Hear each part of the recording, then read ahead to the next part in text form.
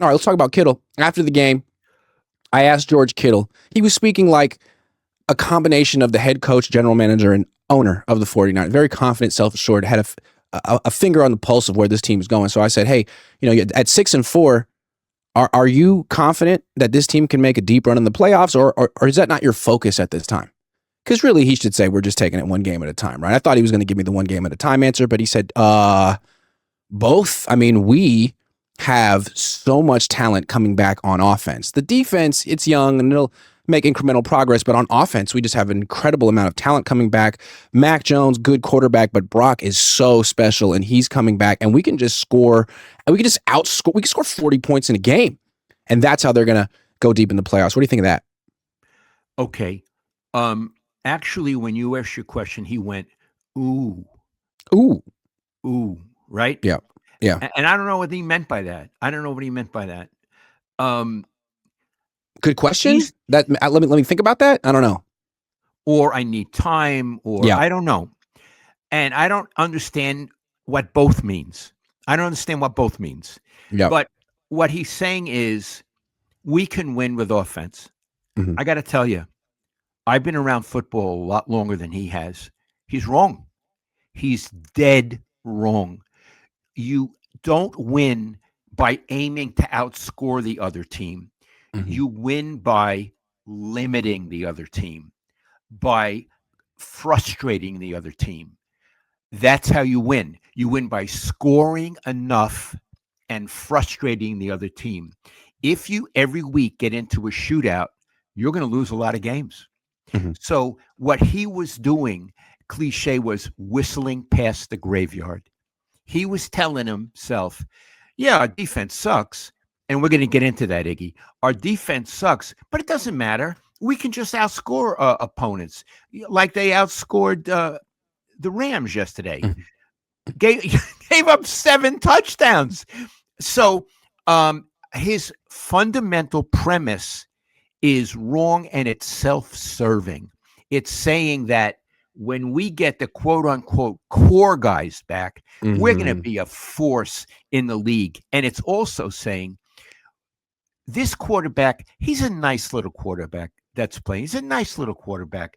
But the other guy, when he comes back, how would you like to be Mac Jones and hear that? After you played your ass off, after you had the game that you had, and he's diminishing you, saying, yeah, thanks a lot. You did good. But now the real guy is going to come back. The real guy, who the hell is the real guy? How good has he been lately?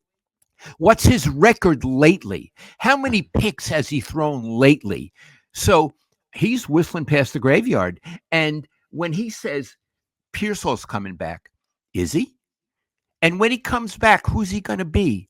And when's he going to get hurt again? Right. The guy, he's a very nice Same man. for Brock. Yeah. And they seem fragile, Iggy. Mm-hmm. Mm-hmm. And in football, you can't afford to have fragile key players. It's a very tough game. You need people like Mac Jones. Mm-hmm. Yeah.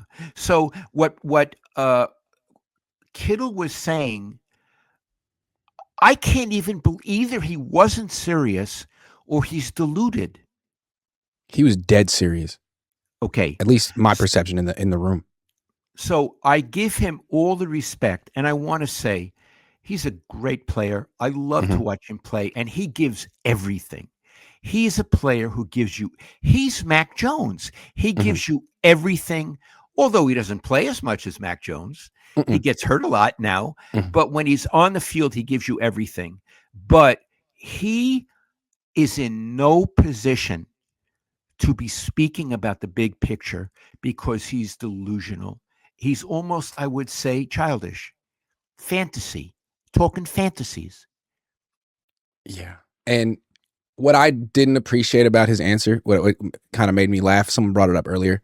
Not only did you diminish Mac Jones, which is outrageous for you to do as a teammate. Who are you to do that? But then he said, this is why, like, you guys forget why we paid Brock Purdy so much money. We?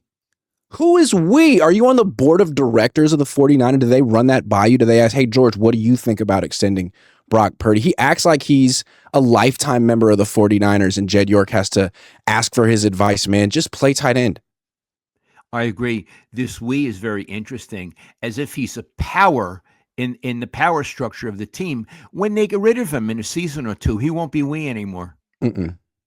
No. But this is why I talked about this for the last few years. I called it like the Cabo clique. It really does feel like certain vets on this team have way too much say. And maybe George doesn't have that much say and he just said we and he thinks he has that kind of power or he just misspoke, but it feels like he really does have that kind of power on this team. Again, I don't think the Niners asked him what he thinks about extending Brock, but if he gives the thumbs down on a quarterback, I think that's a problem. Yeah. Now, I don't think he's given a thumbs down on Mac. No, I gave the thumbs down on Trey. Maybe that was appropriate. But he's given a thumbs up. Up where? I don't know. On Brock Purdy.